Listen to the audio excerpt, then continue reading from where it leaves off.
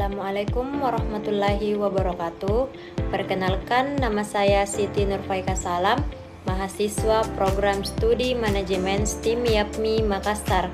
Dengan kesempatan ini, saya akan mempresentasikan mata kuliah Manajemen Sumber Daya Manusia Internasional yang berjudul Pengelolaan Mobilitas Internasional dan Ukuran Kontribusi Fungsi SDM Perusahaan.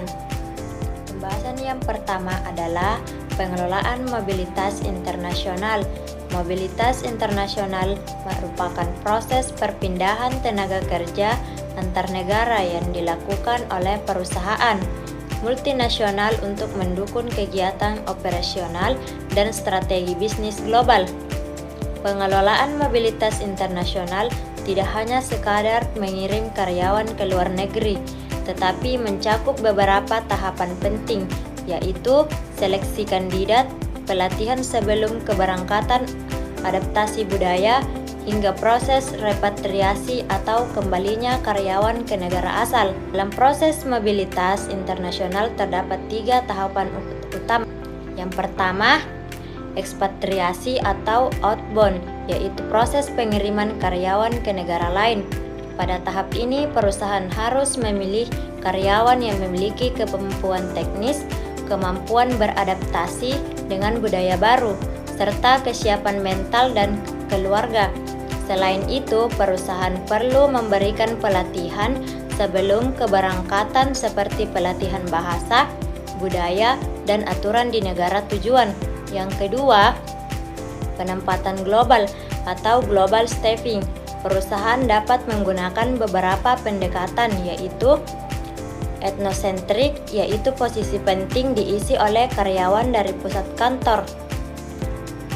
Polisentrik, yaitu perusahaan lebih mengutamakan tenaga kerja lokal. Geosentrik, yaitu memilih karyawan terbaik tanpa melihat asal negaranya. Tujuan dari penempatan global ini adalah untuk melakukan transfer pengetahuan, meningkatkan pengawasan manajemen, dan pengembangan kemampuan perusahaan secara internasional. Yang ketiga, repatriasi atau inbound, yaitu proses pengembalian karyawan ke perusahaan asal setelah tugas luar negeri selesai. Tahap ini penting agar pengalaman internasional yang diperoleh karyawan dapat dimanfaatkan kembali untuk meningkatkan organisasi. Pembahasan yang kedua yaitu peran fungsi SDM dalam mobilitas internasional. Fungsi SDM memiliki peran yang sangat penting dalam keberhasilan mobilitas internasional. SDM tidak hanya bertugas mengurus administrasi, tetapi juga menjadi bagian dari strategi perusahaan dalam mengembangkan tenaga kerja global. Beberapa peran utama SDM antara lain, yang pertama, seleksi dan rekrutmen. SDM harus memilih kandidat berdasarkan kemampuan teknis, kemampuan beradaptasi dengan budaya asing, serta kesiapan keluarga. Karyawan yang memiliki kemampuan kerja tinggi belum tentu berhasil dalam penugasan internasional jika tidak mampu beradaptasi dengan lingkungan baru. Yang kedua, pelatihan dan pengembangan lintas budaya. Perusahaan perlu memberikan pelatihan mengenai bahasa, kebiasaan, norma sosial, dan budaya kerja negara tujuan.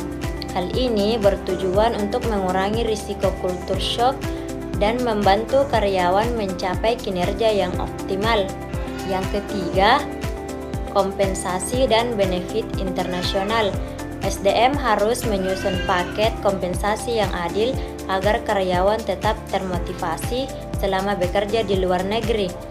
Salah satu pendekatan yang digunakan adalah balanced approach, yaitu menjaga agar standar hidup karyawan tetap setara dengan kondisi di negara asal. Yang keempat, manajemen kinerja global. SDM perlu membuat sistem evaluasi yang sesuai dengan kondisi negara tujuan, tetapi tetap sejalan dengan tujuan perusahaan pusat. Yang kelima, program repatriasi. SDM harus membantu karyawan beradaptasi kembali setelah pulang dari tugas internasional serta memastikan pengalaman yang diperoleh dapat digunakan untuk perkembangan perusahaan. Pembahasan yang ketiga yaitu ukuran kontribusi fungsi SDM. Kontribusi fungsi SDM dalam mobilitas internasional dapat diukur menggunakan pendekatan HR scorecard, yaitu metode yang menghubungkan aktivitas SDM dengan pencapaian strategi bisnis perusahaan. Beberapa indikator yang dapat digunakan yaitu tingkat keberhasilan penugasan, yaitu melihat apakah karyawan mampu menyelesaikan masa tugas tanpa harus kembali lebih awal. Tingkat retensi setelah repatriasi, yaitu mengukur apakah karyawan tetap bertahan di perusahaan setelah kembali dari luar negeri. Kecepatan adaptasi karyawan, yaitu waktu yang dibutuhkan karyawan untuk mencapai kinerja maksimal di negara tujuan. Kepuasan karyawan dan keluarga, karena dukungan keluarga sangat memengaruhi keberhasilan penugasan internasional. Efektivitas biaya, yaitu membandingkan biaya yang dikeluarkan perusahaan dengan pemanfaat yang diperoleh. Transfer pengetahuan, yaitu sejauh mana pengalaman internasional karyawan dapat diterapkan kembali dalam perusahaan. Kinerja unit bisnis internasional, yaitu kontribusi karyawan terhadap pencapaian target perusahaan di negara lain.